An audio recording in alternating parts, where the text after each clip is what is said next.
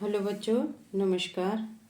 आज हम यहाँ पर पढ़ेंगे जो कक्षा 12 की हिंदी है उसके जो महत्वपूर्ण वस्तुनिष्ठ प्रश्न हैं उनको हम यहाँ पर एक बार देख लेते हैं। ठीक है, परीक्षा की दृष्टि से भी यह बहुत महत्वपूर्ण है। चलिए पहला प्रश्न देखते हैं कि कवि बच्चन हरिवंश राय बच्चन जी किसका पान किया करते हैं? सांसों का, जल का, स्नेह सुरा का या सत्य का? तो कवि बच्चन जी किसका पान किया करते हैं? स्नेह सुरा का। ठीक। दूसरा प्रश्न है दिन कैसे ढलता है? जैसे कि उनकी जो कविता है कि दिन जल्दी जल्दी ढलता है, तो दिन कैसे ढलता है? दिन जल्दी जल्दी ढलता है। देखिए समय का थोड़ा अभाव है तो मैं सीधे ही आपको उत्तर बताऊंगी, चारों ऑप्शनों को ना बताकर। नेक्स्ट प्रश्न है अपना, सबसे तेज बौछारों का माह कौन सा होता है? महीना जिसे कहते हैं, माह मीन्स महीना। तो सबसे तेज बौछारें होती हैं भादों के महीने में, कविता के अनुसार। सवेरे की तुलना की गई है। देखिए सवेरे की तुलना किससे की गई है? खरगोश की आँख से। ठीक है। नेक्स्ट है शरद क्या चलाता हुआ आया? तो शरद साइकिल चलाता हुआ आया। कविता फूलों के बहाने जो है, कविता किसके बहाने एक उड़ान है? कविता किसके बहाने एक उड़ान है? तो चिड़िया के। ठीक है। कविता फूलों के बहाने है।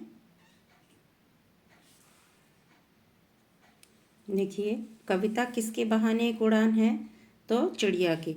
कविता फूलों के बहाने है खिलना। ठीक है, जिसका आंसर है खिलना।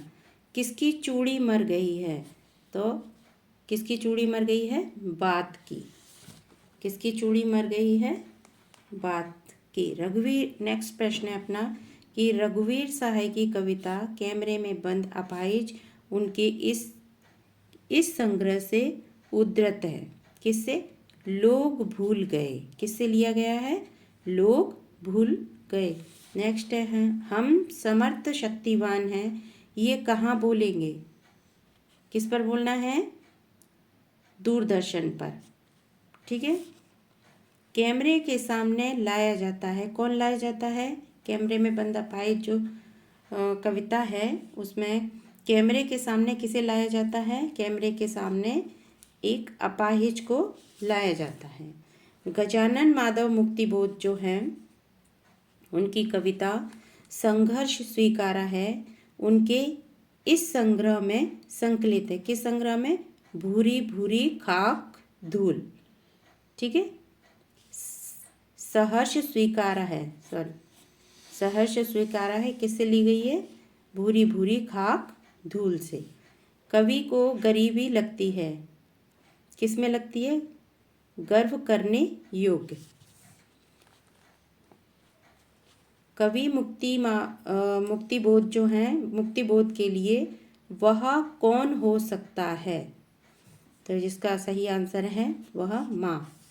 उषा का अर्थ क्या है? उषा का अर्थ है भोर। देखिए नेक्स्ट क्वेश्चन है शंख का रंग होता है, कविता के अनुसार शंख का रंग कैसा होता है? नीला। चौका लीपा जाता है, कविता के अनुसार राख से। ठीक है। कवि निराला की जो कविता है बादल राख, उनके किस संग्रह में संकलित थी? तो वह बादल राख किस में? अनामिका में। बादल राग कविता के कुल खंड हैं कितने? 6। बादल राग कविता में गगन स्पर्शी स्पर्धा धीर किसे कहा गया है? तो वहाँ पर गगन स्पर्शी स्पर्धा धीर बादलों को कहा गया है। धूत कहो अवधूत कहो किसकी पंक्तियाँ हैं? तो वह हैं तुलसीदास जी की। ठीक है। दूत कहो अवधूत कहो यह किसकी पंक्तियाँ हैं? तुलसीदास जी की। तुलसीदास जी, नेक्स्ट प्रश्न है तुलसीदास जी के अनुसार पेट की आग को कौन बुझा सकता है? तो उनके अनुसार पेट की आग को राम बुझा सकते हैं। उत्तर क्या आएगा? राम। नेक्स्ट है, तुलसीदास जी के अनुसार समाज में सभी को किसका अभाव है? तो उनके अनुसार किसका अभाव है? आजीविका का। ठीक है। नेक्स्ट प्रश्न है, आंगन में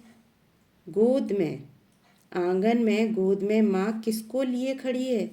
तो आंसर है अपने बच्चे को। ठीक है। घुटनों में लेकर माँ बच्चे को क्या करती है? घुटनों में लेकर माँ बच्चे को कपड़े पहनाती है। ठीक है। नेक्स्ट है, फूलों की नई कलियों की कोमल गांठें कौन खोलता है? बारिश। छोटा मेरा खेत कविता को हिंदी में किसने रूपांतरित किया है? छोटा मेरा खेत कविता को हिंदी में किसने रूपांतरित किया है? यहाँ पे थोड़ा सा कंफ्यूजन वाला है ये, तो आई थिंक इसको देख लीजिएगा आपके कौन सा इसमें आंसर आएगा। आकाश में कौन उड़ रहे हैं? आकाश में कौवे उड़ रहे हैं। ठीक है। ठीक है, तो आज का यही वीडियो है छोटा सा आपके लिए।